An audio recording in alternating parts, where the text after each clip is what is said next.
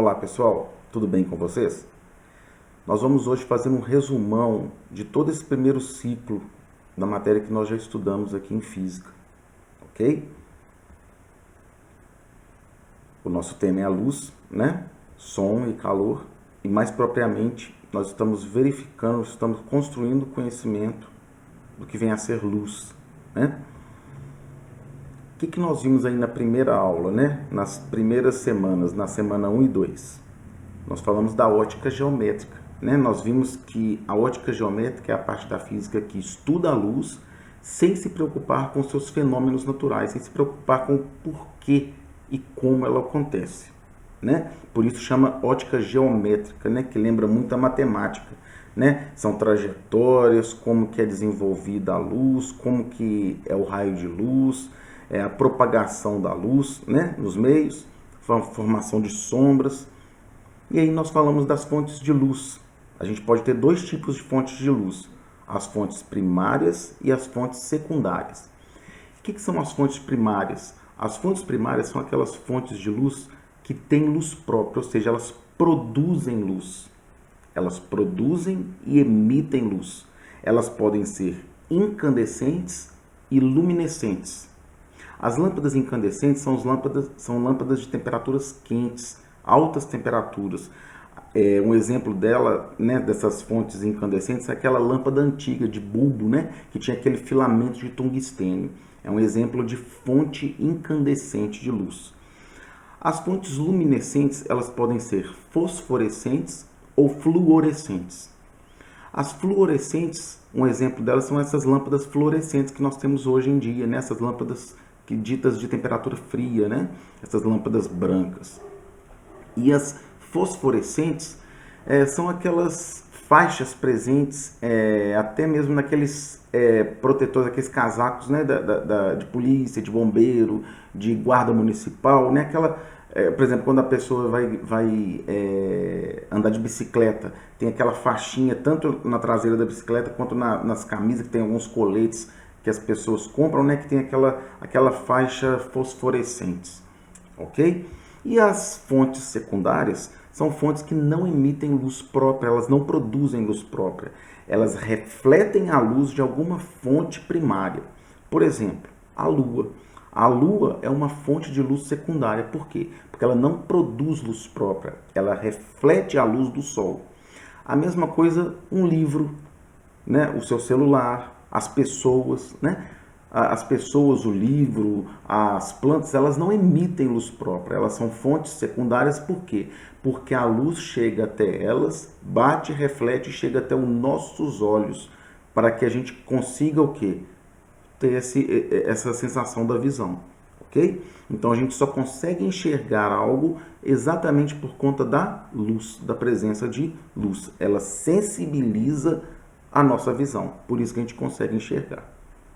Falamos também dos raios e feixes de luz, né? Raio de luz nada mais são flechas, são setas, né? São retas,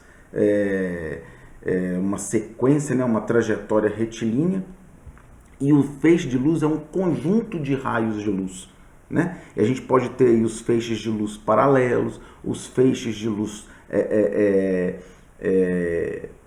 convergentes e os feixes de luz divergentes, né? Os convergentes são aqueles que convergem para um único ponto e os divergentes são aqueles que se espalham, né, para vários pontos.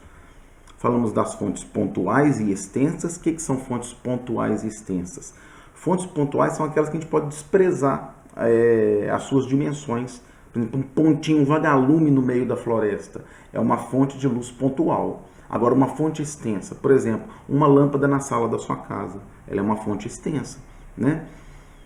O Sol iluminando a Terra é uma fonte de luz extensa. Agora, por exemplo, um refletor apenas num estádio de futebol, a gente pode considerar uma fonte pontual, porque é um pontinho numa imensidão, né? Numa dimensão muito grande. Falamos dos meios ópticos, né? Que podem se propagar a luz, os meios opacos, que a luz não consegue atravessar. Os meios translúcidos são aqueles que a luz atravessa em parte, e os meios transparentes é aquela que a luz consegue atravessar completamente, né? O exemplo aí, o vidro, né? Exemplo de luz de meio opaco, o muro. Exemplo de meio translúcido, um vidro fumê, né? Um vidro canelado. E os vidros transparentes são aqueles vidros de janelas totalmente lisos, né? Que a gente consegue verificar tudo que está lá atrás dele. Por quê? Porque a luz consegue atravessar quase que na sua totalidade, se não na totalidade. Falamos também na primeira aula, né, das 2 primeiras semanas, dos princípios da ótica geométrica, né?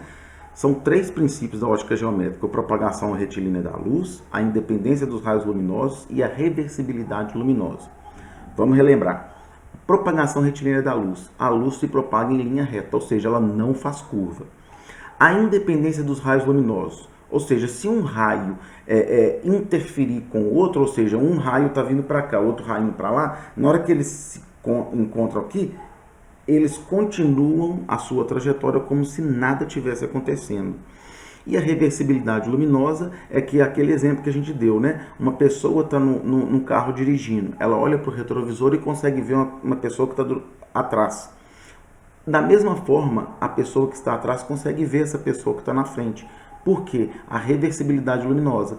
Um vê a partir do ponto dele e o outro também enxerga a partir do ponto dele. É como se o raio de luz fizesse o caminho da pessoa para o retrovisor até a outra pessoa e dessa pessoa que está lá atrás para o retrovisor até a pessoa que está na frente. Reversibilidade luminosa, né? Os trajetos de luz, aí nesse caso, vão ser os mesmos. Na segunda aula, né, que foram as semanas 3 e 4, nós falamos dos fenômenos ópticos, não é isso? Quais são os fenômenos ópticos? A reflexão, aí eu coloquei um exemplo aí para você relembrar, ó.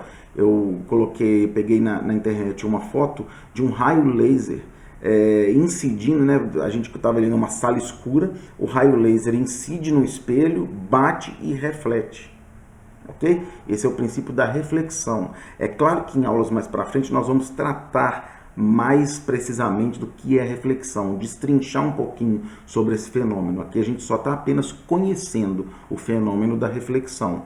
Então esse daí é um exemplo, né? A reflexão ela acontece aonde? Em superfícies completamente polidas, né? É a reflexão especular. A refração, né? O que seria a refração? Olha lá, um raio de luz entra num outro meio, num meio diferente. Então eu tenho ali, ó, um aquário com água, então eu emiti esse raio que passa primeiro pelo ar, olha lá, quando ele atravessa, muda de meio do ar para a água, ele sofre essa refração, ou seja, esse desvio da luz, ok? É por isso que quando você coloca uma caneta dentro de um copo de água, você tem a impressão de que a caneta está quebrada. Por que você tem essa impressão de que o lápis está quebrado? Não é porque o lápis está quebrado, é porque a luz sofre realmente esse desvio, né? Então é por isso que você tem essa sensação de que o lápis está quebrado dentro da água. E a absorção, né? Que nesse exemplo aí a gente vê as 3 acontecendo, olha lá, a gente vê a reflexão, um pouquinho de reflexão, um pouco de refração e a absorção, no caso aí, é que a luz, né, dependendo da luz, ela pode o quê? Aquecer essa água, se transforma em energia térmica. A dispersão da luz branca, falamos também. O que seria a dispersão da luz branca? É exatamente a gente falar que a luz branca é uma luz policromática, ou seja, ela tem a presença, né, ela apresenta toda a frequência de raio das cores, né? Todo o espectro de frequência de luz, né?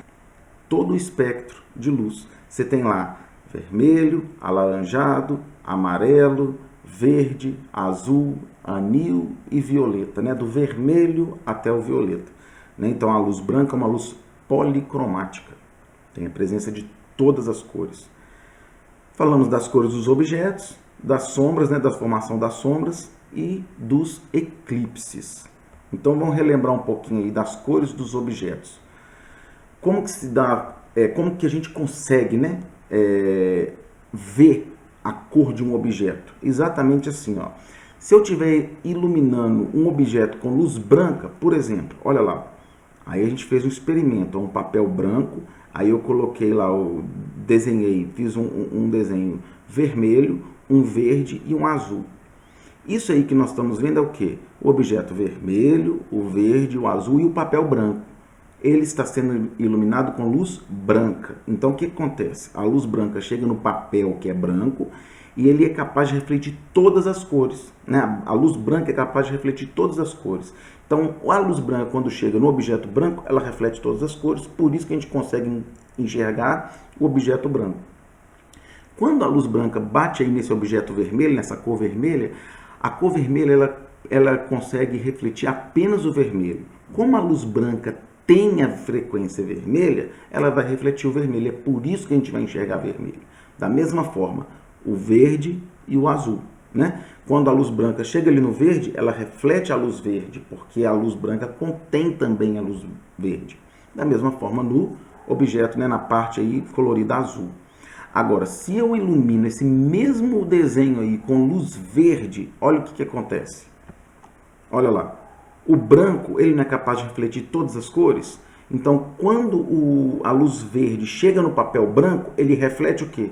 O verde. É por isso que eu tenho a impressão de que aquele papel é verde, mas não é. O papel é branco, mas como ele está sendo iluminado com luz verde, eu vou conseguir enxergá-lo verde. E aí o que acontece lá, ó?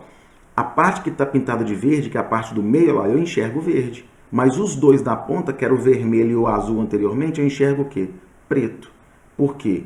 Porque o vermelho só é possível refletir o vermelho e o azul só é possível refletir o azul, né? Então, quando chega luz verde no vermelho ou no azul, ele não reflete nada. É por isso que a gente enxerga eles pretos. E falamos dos eclipses, né? Só para relembrar rapidinho aí. O que é o eclipse aí do Sol? Olha lá. O eclipse do Sol é o quê? É o Sol, Lua e Terra. Ou seja, a Lua se coloca entre o Sol e a Terra, né? E a Lua tampa o Sol. É por isso que a gente, quando a gente vê o eclipse do Sol aqui da Terra, olha lá o que a gente vê, ó. A Lua entrando na frente do Sol e tampa, né, o Sol. Então, daqui da Terra, a gente consegue ver a Lua aí de entrona, né, entre nós, né, que estamos aqui na Terra, e o Sol que está depois dela, né? E o eclipse da Lua, que é o contrário, olha lá. Você tem o Sol, Terra e Lua. Ou seja, agora quem é entrona da vez não é a Lua, é a Terra, né? E aí o que acontece? Olha lá. A Terra entra na frente do Sol, ela fica entre o Sol e a Lua, e aí a sombra da Terra é projetada na Lua. É como se a Lua estivesse desaparecendo, né? Então os astros aí que estão presentes tanto no eclipse do Sol quanto na Lua são os três, a Sol, Lua e Terra. O que vai diferenciar se o eclipse é do Sol e a Terra é exatamente a posição entre esses três astros. Tranquilo, pessoal? Então é isso aí. Esse daí foi o resumão desse nosso primeiro ciclo, dessas 4 primeiras semanas aí de aula que nós tivemos aqui. Tudo bem, pessoal? Grande abraço para vocês e até a próxima aula.